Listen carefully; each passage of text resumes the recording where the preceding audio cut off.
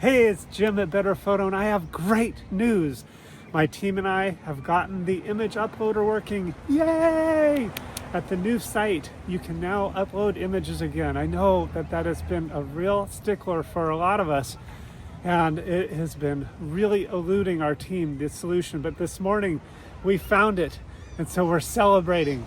And I also want to let you know that the next steps as we go through, we're working on making websites for those of you who have a website with us, and making the galleries be even more robust, of course. We want a way for you to be able to delete photos, for example. So it's all coming soon. Just hang tight and keep uploading images now that you can.